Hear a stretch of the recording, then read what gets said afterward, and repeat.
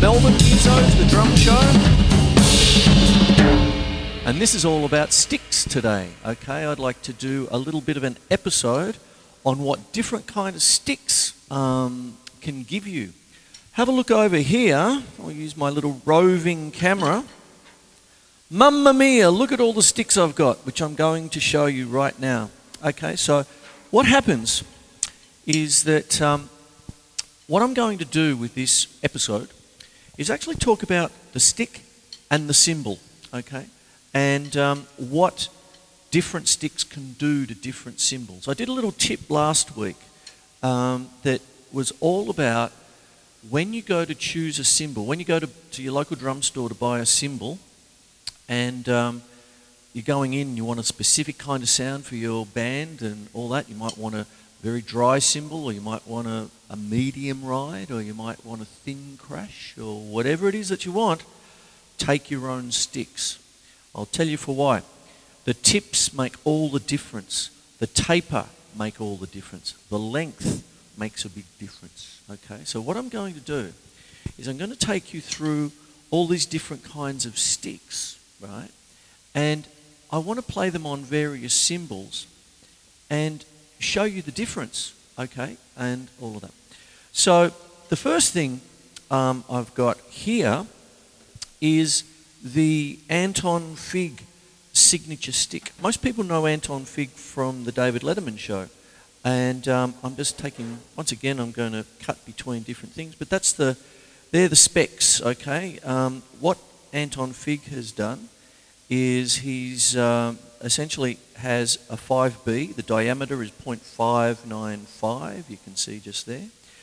The length is long, 16 3/4, so it's great if you've got a larger kit, like me and all that. Not that I take this one out for gigs or anything. I go out with my little PDP 5-piece, which I love dearly. I love this one as well. I've had it for 20 years now. But the tip for this Anton Fig signature stick is large and round. There it is there, fairly large. You have a relatively short taper, so it gives you a bit of grunt when you're actually going for the whack. And it is lacquered. It's not the natural type. It has a lacquer, but more importantly, and I'll just use some great camera work here, but it has the active grip. You can see the different colour there. So once things get a little bit sweaty and all that, they start to stick a little bit. Now what I want to do here is essentially take the stick over to this cymbal here, which is a Meinl 20-inch Byzance Sand Ride, which is Benny Greb's signature stick. And I'm just going to play the thing, right?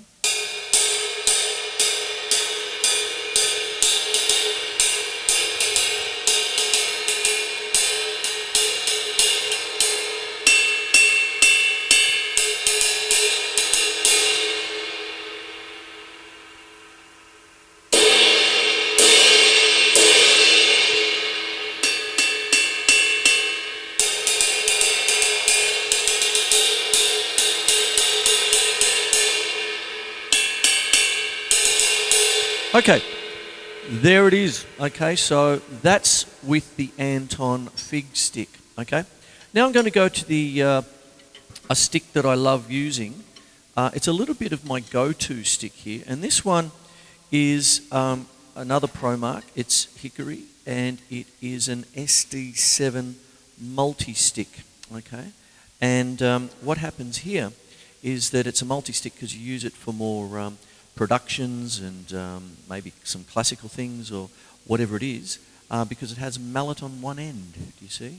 And that's what goes on there. But this one is a bit different. You have a much smaller tip, as you can see there, and what you have is a much longer taper. So this is what Promark call a rebound taper.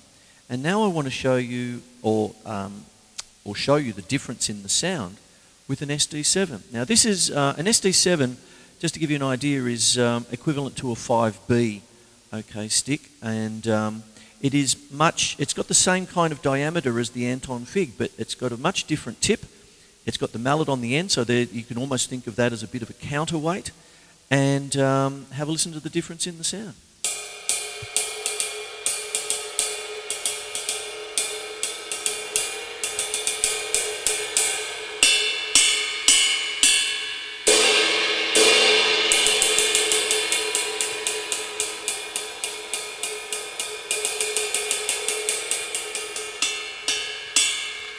to Anton.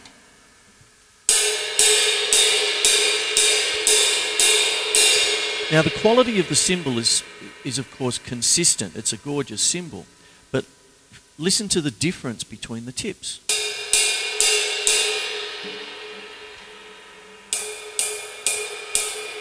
It's a different kind of sound, you see. So if you're going to a drum shop, if you're going to go to a drum shop and pick a cymbal, take your own sticks. As an extreme, I'm now going to go to an SD5, okay? This is also a multi-stick, and what I do with my multi-sticks, I've got 3 types, and you know, basically small, medium, large, you know, sort of thing. So the SD5 is the small one. It's equivalent to a 7A, okay? So it's much smaller. Once again, the little bullet tip there. And have a listen to this now. Different again. You still hear the quality of the cymbal, but the attack is different.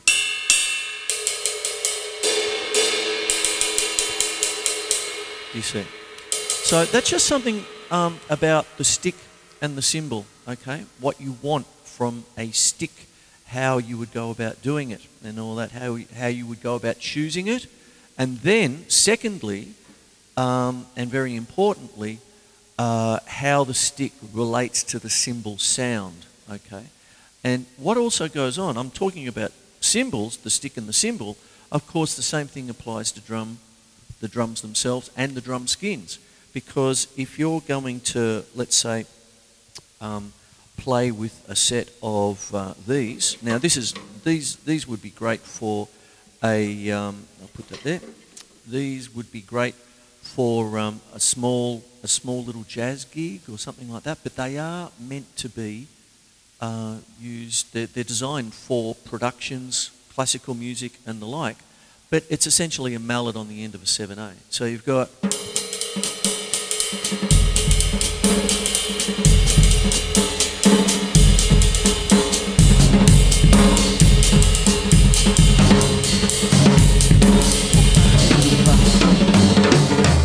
Okay. Bass drum is not exactly set up for a jazz gig, but unless you're Han Bennick. I love him. Have you heard of him? He's a German drummer. He's famous for playing blocks of cheese.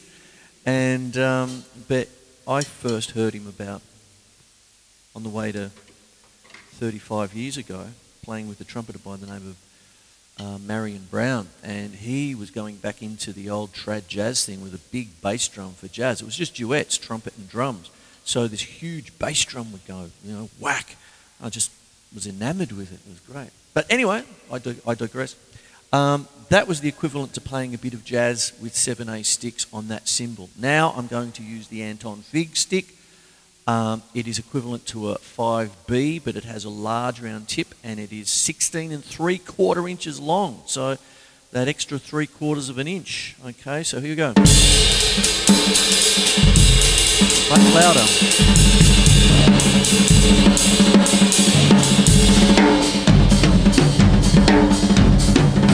And you can also hear the difference in the toms.